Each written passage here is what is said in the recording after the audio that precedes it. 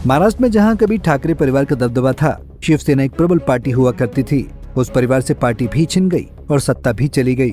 2019 का चुनाव ठाकरे परिवार के लिए सबसे अहम चुनाव रहा। ठाकरे परिवार का कोई भी सदस्य आज तक चुनाव नहीं लड़ा था। इस चुनाव में ठाकरे परिवार से पहली बार आदित्य ठाकरे, उद्धव ठाकरे के बेटे चुनाव में उतरे थे।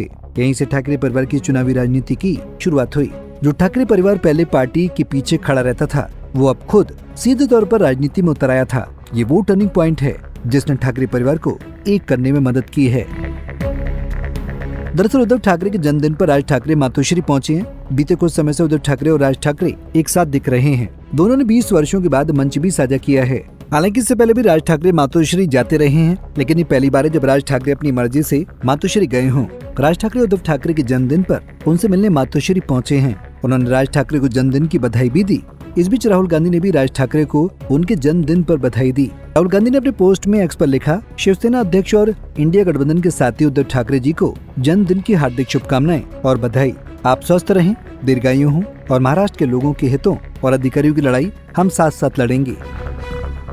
वहीं इस मुलाकात ने सबका ध्यान खींचा है। इसके पीछे राजनीतिक कयास लगाए जा रहे हैं। 2024 का विधानसभा चुनाव जिसने महाराष्ट्र की राजनीति में बड़े बदलाव लाए। इस चुनाव में जहां विपक्ष मानो गायब ही हो गया, विपक्ष की इतनी कम सीटें आई कि वो विपक्ष के रूप में बैठने की स्थिति में भी नहीं रहा। उसी राजनीति के बचाने के लिए अब ठाकरे परिवार एक हो रहा है। ये तब जब शिवसेना टूट चुकी है, उद्धव हाशिए पर हैं। अब उन्हें याद आ रही है राज ठाकरे की। दूसरी ओर राज ठाकरे की पार्टी मनसे की भी स्थिति काफी कमजोर है। मनसे के पास एक भी विधायक नहीं है, लेकिन इन दोनों दलों के पास अच्छा खासा वोट बैंक है, जो आने वाले बीएमसी चुनाव में इनके दलों को मदद कर सकता है। इस चुनाव से पहले दोनों भाई अपनी राजनीतिक गठजोड़ से इस चुनाव को प्रभावित करना चाहते हैं। इस महीने की शुरुआत में उद्धव ठाकरे और राज ठाकरे एक साझा रैली की थी और 20 साल में पहली बार एक साथ मंच पर दिखे थे। दोनों नेताओं की ओर से संयुक्त रूप से मराठी विजय रैली आयोजित की गई। इस रैली में पहले राज ठाकरे ने कहा कि जो काम बालासाहेब ठाकरे या कोई और नहीं कर पाया, उसे देवेंद्र फडणवीस ने कर दिखाया और हमें मंच पर ला दिया। इसके बाद दोनों भाइयों ने महाराष्ट्र में भाषा के मुद्दे पर अपने इरादे साफ किए, साथ ही एक नई राजनीति का संकेत दिया। क्या है महाराष्ट्र में हिंदुत्व की राजनीति? महाराष्ट्र में जब बालासाहेब ठाकरे ने अपनी राजनीति की शुरुआत की थी, तो उस समय शिवसेना मराठा मानुष की लड़ाई लड़ रही थी। बालासाहेब की ये लड़ाई दक्षिण भारतीयों के विरुद्ध थी। इस लड़ाई के बाद से तब की बंबई में मराठी लोगों को रोजगार में प्राथमिकता मिलने लगी, जिसने शिवसेना को एक महाराष्ट्र की लोकप्रिय पार्टी बना दिया। इसके बाद महाराष्ट्र में शिवसेना ने अपनी राजनीति को मजबूत करने के लिए हिंदुत्व का सहारा लिया। बालासाहेब हिंदुत्व के पोस्टर वाय बन गए। बालासाहेब ठाकरे खुलकर इस बात को मानते थे। बाबरी मस्जिद के विध्वंस में उनके शिव सैनिक भी शामिल थे।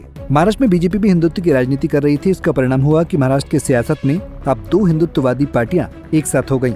दोनों ने सरकारें भी बनाई। अब बीजेपी हिंदुत्व की एक ऐसी पार्टी बन गई है जिसके खिलाफ कोई दूसरा दल इस विचारधारा को आगे नहीं ले जा सकता है। अब बीजेपी की इसी सियासत में ठाकरे अपना मुकाम ढूंढ रहे हैं। बता दें कि बालासाहेब ठाकरे जब तक थे, तब तक शिवसेना में कोई और पार्टी के अध्यक्ष पद पर बैठने की सोच भी नहीं सकता था। लेकिन जब बालासाहेब ठाकरे की तबीयत खराब रहने लगी, तो शिवसेना को अपने उत्तराधिकारी की चिंता होना स्वाभाविक हो गई। इसके लिए परिवार में 2 दावेदार थे। एक बालासाहेब ठाकरे के पुत्र उद्धव ठाकरे, तो दूसरी ओर उनके भाई के बेटे राज ठाकरे।